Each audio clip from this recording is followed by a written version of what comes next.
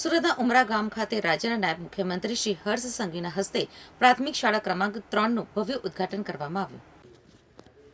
આ પ્રસંગે હર્ષ સંઘવીએ શાળાની મુલાકાત લઈ વિદ્યાર્થીઓ સાથે સંવાદ સાધ્યો હતો. ડિજિટલ બોર્ડ, સ્માર્ટ ક્લાસરૂમ અને આધુનિક સુવિધાઓથી સજ્જ આ શાળા જોઈને તેઓ પ્રભાવિત થયા હતા. જોકે આગામી સ્થાનિક સ્વરાજ્યની ચૂંટણીઓનો માહોલ ગરમાયો છે, ત્યારે આ મંચ ઉપરથી તેણે રાજકીય નિશાન સાધવાનું પણ ચૂક્યું નહોતું. તેમણે શિક્ષણના મોડેલની વાતો કરનાર આપ ઉપર આડકતરી રીતે આકરા પ્રહારો કર્યા હતા. હર્ષ સંઘવીએ શિક્ષણ મોડેલનો પ્રચાર કરનારાઓ ઉપર આકરા પ્રહાર કર્યા હતા અને જણાવ્યું હતું કે કેટલાક લોકો શિક્ષણની મોટી મોટી વાતો કરે છે, પરંતુ હકીકતમાં તેઓ શિક્ષણના બજેટનો ઉપયોગ બીજા રાજ્યોમાં પોતાની તસવીરો સાથેની જાહેરાતો આપવા કરે છે.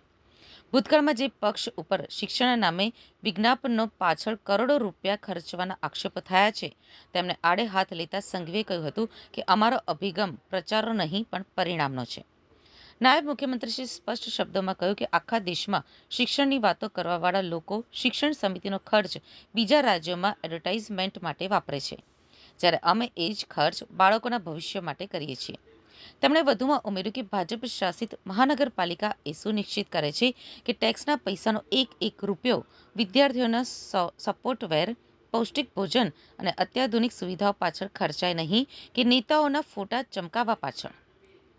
સુરતની શિક્ષણ સમિતિની કામગીરીના વખાણ કરતા હર્ષ સંઘવીએ ગર્વભેર જણાવ્યું હતું કે આખા દેશમાં આપણું શહેર કદાચ એકમાત્ર એવું શહેર છે જ્યાં સરકારી શાળાના બાળકોને માત્ર ડ્રેસ જ નહીં પણ પીટી અને રમતગમત માટે સ્પેશિયલ સ્પોર્ટ્સવેર અને સ્પોર્ટ્સ શૂઝ પણ આપવામાં આવે છે. આ વ્યવસ્થા પાછળનો હેતુ એ છે કે ગરીબ કે મધ્યમ વર્ગના બાળકને ખાનગી શાળા જેવો જ અનુભવ મળે અને તેનામાં લઘુતા ગ્રંથિ ના આવે. શિક્ષણના વ્યાપારીકરણ અને મોંઘી સ્ટેશનરીના જમાનામાં સરકારની ભૂમિકા સ્પષ્ટ કરતા તેમણે કહ્યું કે બાળકના માતા પિતાએ શિક્ષણનો કોઈ વધારાનો આર્થિક બોજ ન વેઠવો પડે તેની તકેદારી અમે રાખીએ છીએ.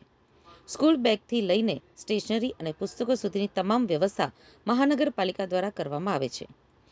જ્યારે અન્ય લોકો માત્ર ફ્રીની વાતો કરે છે, ત્યારે અમે ગ્રાઉન્ડ લેવલ ઉપર સુવિધાઓ ઊભી કરીને વાલીઓનો વિશ્વાસ જીત્યો છે.